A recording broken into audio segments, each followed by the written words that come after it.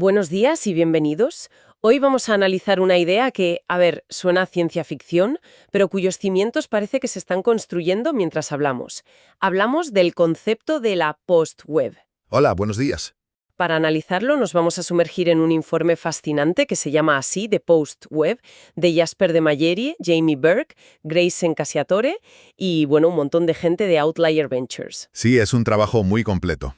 Y lo que pintan es un futuro donde la web que usamos cada día, con sus apps, sus webs, todo eso, pues simplemente desaparece. Y en su lugar lo que emerge es un ecosistema digital que gestionan agentes de inteligencia artificial. Agentes que trabajan para nosotros, en teoría. Exacto. Y la pregunta que queremos responder hoy es esa. ¿Es esta una visión realista para la próxima década? ¿O estamos, ante un sueño tecnológico demasiado ambicioso? Esa es la cuestión clave, sí. Y lo importante, para empezar, es que ellos no hablan de una simple evolución. No es como un Internet 2.0. No es una actualización y ya. No, lo plantean como un cambio de paradigma total. Quieren que pasemos de lo que llaman la economía de la atención, que es donde vivimos ahora, con plataformas que luchan a muerte por cada segundo de nuestro tiempo y... Y que ganan dinero vendiendo esa atención, claro. Exacto. A una economía de la intención. Un mundo donde la tecnología no busca capturarte, sino cumplir tus objetivos. De la forma más eficiente y con el menor coste posible, además. El gran reto, y el centro de todo esto, es si la tecnología que proponen, que es una fusión muy específica de IA y DLT, las tecnologías de registro distribuido. Eso es. Si esa fusión tiene la potencia suficiente para una transformación de este calibre. De acuerdo. Pues vamos a desgranar esto, porque para que no sea ciencia ficción, tiene que haber una base tecnológica sólida. El informe habla de la Post-Web Technology Stack. ¿En qué se diferencia esto de la Web 3 que ya se está construyendo? Pues... Porque mencionan algo nuevo, una capa agéntica. Y eso, la verdad, me suena a que Siri o Alexa de repente se han tomado esteroides. Es una buena forma de verlo, sí. La diferencia fundamental es para quién se construye la infraestructura. La Web 3 se construye para humanos. La post-web, en cambio, se piensa para que sus principales usuarios sean agentes de IA autónomos. Vale. La pila tecnológica que describen tiene, digamos, dos mitades. Por un lado está todo lo que ya existe en el ecosistema Web 3 y que tiene que evolucionar. Las carteras digitales, las dApps, la propia DLT, o sea, los cimientos que ya se están poniendo. Justo. Y por otro lado están las dos piezas nuevas, esa capa agéntica y algo que llaman la ThinkWeb. La capa agéntica es, imagina que en lugar de 50 apps en tu móvil tienes un único mayordomo digital. Ese es tu agente, un sistema que entiende lo que quieres y actúa en tu nombre. Exacto. De forma autónoma y segura. Y la ThinkWeb es la interfaz que este mayordomo te crea al momento, solo con lo que necesitas. En lugar de navegar por 10 webs distintas con sus menús, sus banners, que al final es un ruido tremendo. Claro. Tu agente te presenta una interfaz limpia, generada para ti y para esa tarea concreta. El ejemplo que ponen es muy bueno. Tú le dices a tu agente, reserva unas vacaciones baratas en la costa para la primera semana de julio. Le das una intención, no una serie de comandos. Exacto. Y el agente, de forma autónoma, empieza a trabajar. Compara mercados de vuelos descentralizados, busca alojamientos tokenizados, cruza datos con tu calendario y, cuando encuentra la combinación óptima, te presenta una única pantalla. He encontrado esto por este precio. ¿Confirmas? Y solo entonces actúas tú. Aquí es donde la cosa se pone seria. Para que ese agente haga todo eso, la viabilidad depende de que todas esas piezas del puzzle encajen. El informe habla de un flywheel, un efecto de volante de inercia, entre la capa agéntica, la DLT y las DePIN. Ese es el motor del sistema. La idea es que estas tres cosas se retroalimentan y se hacen crecer unas a otras. Piénsalo así, cuantos más agentes de IA tengamos, más necesidad habrá de una infraestructura potentísima y barata.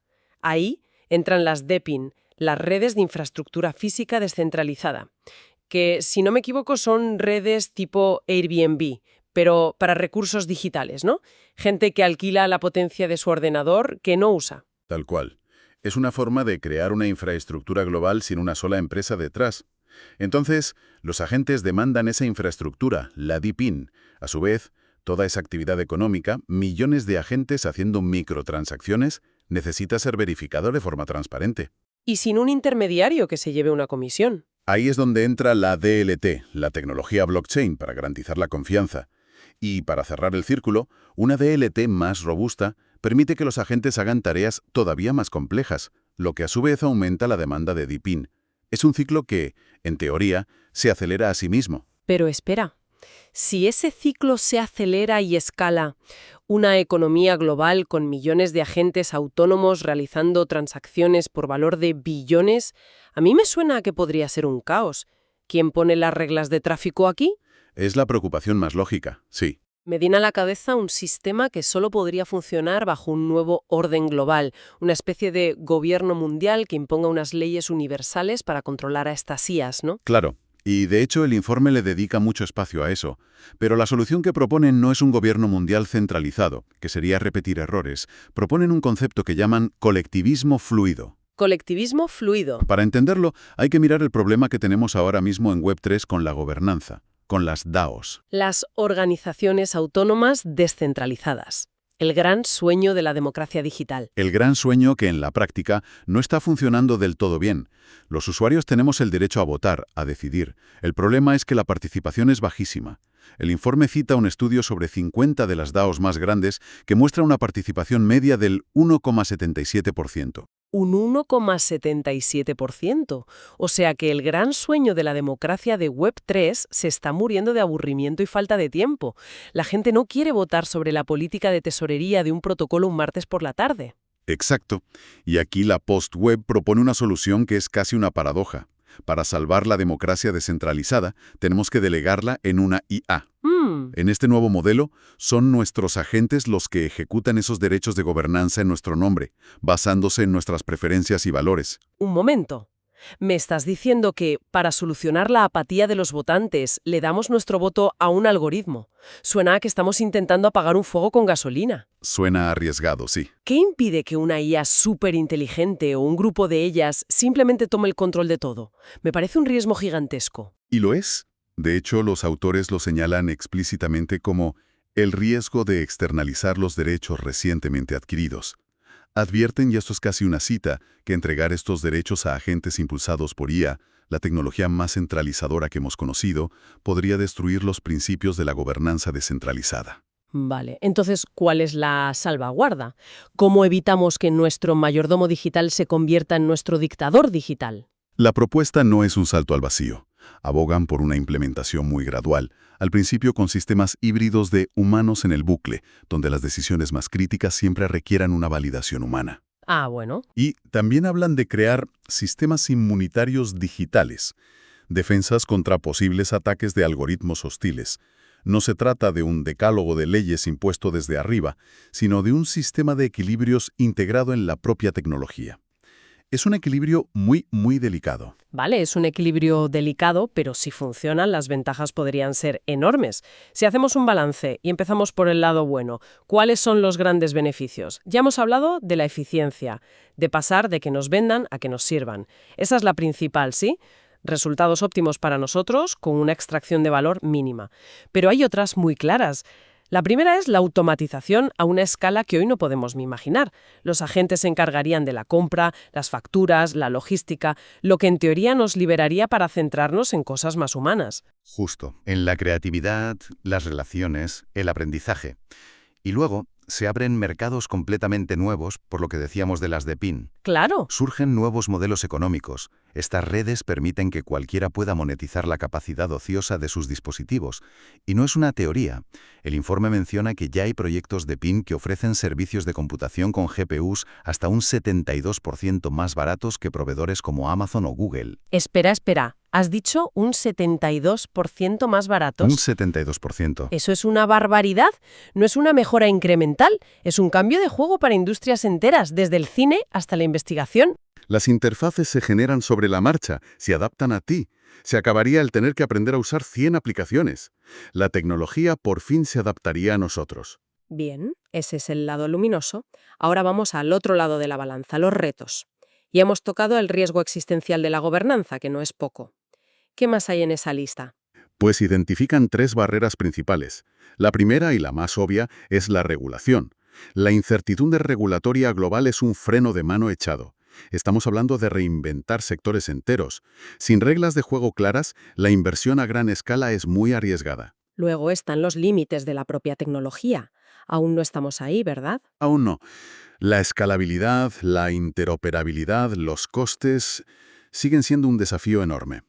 El informe es pragmático en esto.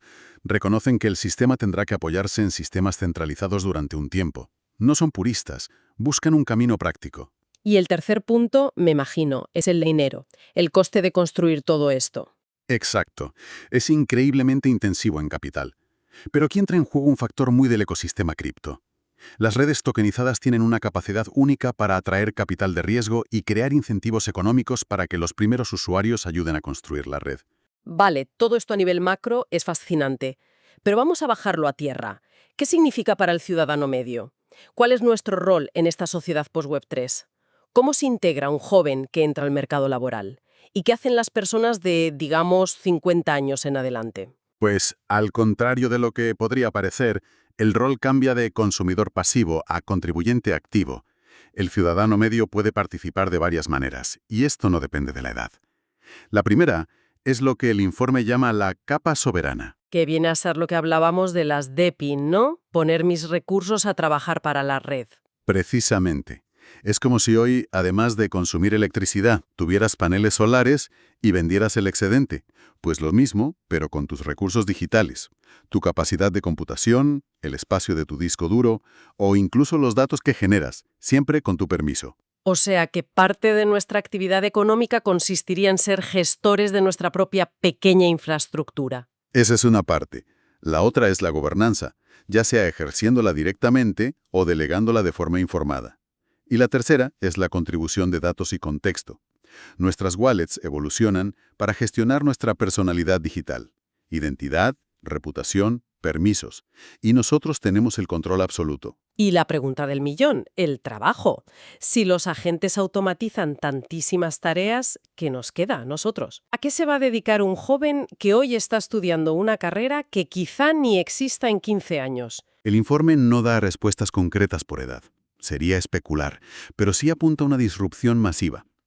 La IA no solo va a reemplazar tareas, va a transformar casi todas las profesiones. El concepto mismo de trabajo podría cambiar. Se habla mucho de la redistribución del valor que generará la IA.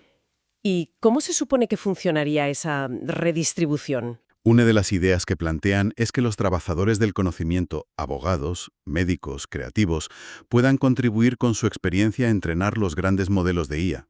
Y a cambio, recibirían una participación en los beneficios que esos modelos generen. Ya, en lugar de un empleo tradicional, tu actividad económica podría consistir en gestionar tus activos digitales, tus agentes, contribuir a DAOs. Es un cambio de mentalidad radical, de ser un engranaje en una corporación a ser un nodo soberano en una red. Así que, volviendo a la pregunta del principio, ¿es la post-web ciencia ficción? Por lo que hemos hablado, parece que los cimientos se están construyendo, pero los retos sociales, regulatorios y sobre todo de gobernanza son inmensos. No es una certeza, pero tampoco parece una fantasía. Yo lo veo como una dirección de viaje. Una en la que la convergencia de IA y tecnologías descentralizadas parece casi inevitable. El verdadero debate, el importante, no es si llegará, sino cómo se implementará y quién controlará sus componentes clave. La visión de los autores al menos es pragmática. Una exploración fascinante, sin duda. Gracias por habernos acompañado en este análisis. Gracias a ti. Les invitamos a seguir la conversación en nuestro próximo encuentro. Y para terminar, les dejamos con una idea en la que pensar. Si nuestros agentes digitales empiezan a gestionar nuestras vidas basándose en todos nuestros datos pasados y en nuestras preferencias, ¿en quién nos estamos convirtiendo realmente? ¿En la persona que somos o en la persona que el algoritmo ha calculado que deberíamos ser?